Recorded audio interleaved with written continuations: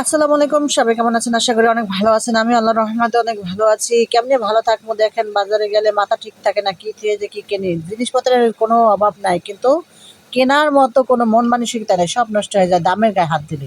যেই জিনিস ধরি সেটাই দাম। আজকে আমি রান্না করব ইলিশ মাছ দিয়ে মাটির নিচে আলু। সেজন্য আমার মা মাটির নিচে আলু খোদাই করতেছে। এই আলুটা অনেক বড় গর্ত করে, সেই গর্তের ভিতরে ছাই দিয়ে এই আলু লাগাইতে হয়। নরম জায়গায় লাগাইলে এই আলু অনেক বড় হয়। আর প্রতি ২ বছর পর পর যদি এই আলু উঠানো হয়, তার বেশি হলে আরো বড় হয়। তবে ২ বছর পর পর উঠালেই ভালো। মাঘ ফাল্গুন শীতের সময় এই আলু দিয়ে আবার রান্না করে খাইলে অনেক ভালো হয়। শোল টাকি মাছ দিয়ে রান্না মজা হয়। আমি আজকে এই আলুটা রান্নবো ইলিশ মাছ দিয়ে। কি করবো, ইলিশ মাছ গরিব হয়ে জন্মেছি, তো ইলিশ মাছও খাইতে পারি না। আর অনেক দাম, অনেক চড়া। এই অপরাধের সময় এত মাছ ধরে মানুষ, সবাই পায়। যাদের পকেটে গরম তারাই খাইতে পারে ইলিশ মাছের ভাজা। এবার আমি মাছটা ধুয়ে কুটে পরিষ্কার করে নিয়েছি, আলুগুলো ধুয়ে পরিষ্কার করে নিয়েছি, হলুদ লবণ মাখিয়ে ৫ মিনিট রাখার পরে আমি এবার চুলায় ভাজিয়ে দেবো। আর এই মাছটা আমি এই তরকারিটা রান্না, কোনো মশলা কষানো লাগবে না, কোনো বাড়তি মশলা লাগবে না, একদম ইজি ভাবে। আর এত মজার, আমার ইলিশ মাছ অনেক পছন্দ, ফেভারিট।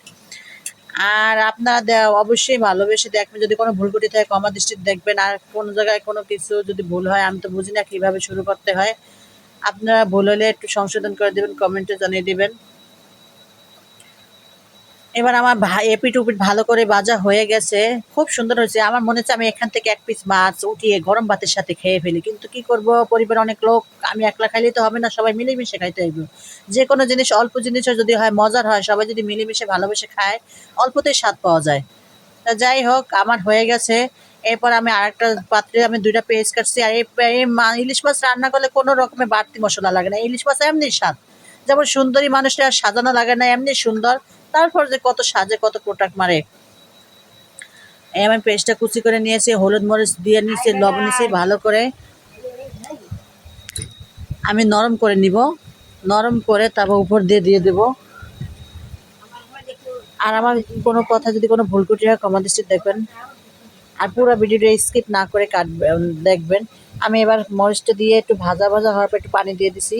পানিটা দেওয়ার সময় দেখাতে পারি নাই, কারণ একলা একটা ভিডিও করতে হলে কত রকমের জমানোর সম্মুখীন হতে হয় সবাই জানেন, যারা যারা আমার মতো একটা ভিডিও করেন। আমি ভয়েসও দিতে পারি না, আমার আশেপাশে অনেক মানুষ থাকে। যেহেতু এই আলুগুলো আমি উপর দিয়ে দিয়ে দেবো, আলুগুলাও ভাজা ভাজা করব। আগের আমি মাটি চুলা রান্না করে একটু চারিপাশে একটু ময়লা, আবার ভাজা শেষ, আমি উপর দিয়ে একটু পানি দিয়ে দিব। আর আমার রান্নাটা কেমন হয়েছে অবশ্যই কমেন্টে জানাবেন। আর ভালোবেসে সবাই লাইক, কমেন্ট, শেয়ার করে সাবস্ক্রাইব করে পাশে থাকুন। আল্লাহ হাফেজ।